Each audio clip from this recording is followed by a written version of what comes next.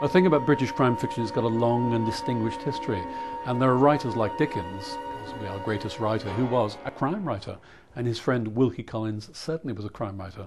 But it really starts with Conan Doyle, Baker Street, the great detective, the commission of a crime and the solving of a crime, the personality of the detective.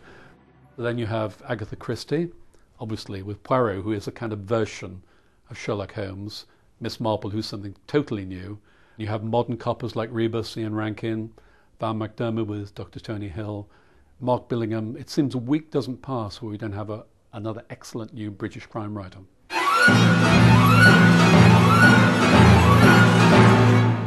The core ingredients are the initial mystery, and the mystery has to be like a kind of force of chaos in which everything is changed, everything is disordered. So the detective appears and brings order out of that chaos. I don't know why that appeals particularly to Brits, but it does. We also love the board game Cluedo, which ties into that same obsession with murder in a very peculiarly British setting. Everybody has a kind of pleasant nostalgic rush when they hear the name Cluedo, and it's the same kind of appeal as Agatha Christie has. It's the country house, it's the cloistered setting in which a murder is committed, it's the variety of suspects, and it's finding out which of them is the killer. It doesn't surprise me that Cluedos is popular 60 years after it was made, as it still is. We're now starting to value things that we once took for granted. We now think, that's good, that's British, and that's good, and we value that.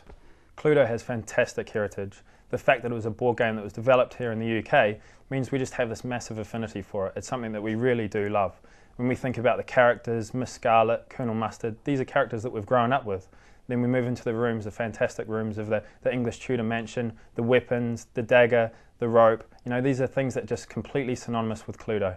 Now it's starting to move into new platforms. It's moving with the times. So you're now able to play it online, you can play it on your mobile phone, you can even play it on the Wii. The future for crime writing in this country is very healthy at the moment, incredibly healthy. There isn't a bookshop which isn't selling more crime fiction as a popular genre than any other. There's probably 3 elements that you need to bear in mind when you're writing a crime novel these days. To a large degree, it has to be original, because there is a hell of a lot of product out there, so it has to be different in some way, so it can establish itself as it can cut out from the herd, if you like. It needs an element of elegance in the writing, good writing, because quite a lot of crime fiction, including the world's best-selling crime and thriller writer, is not well written. So it's going to help you if you can be a good writer as well. And essentially, above all else, readability. You need that narrative to grab the reader by the throat, and they will carry on till the end of the book.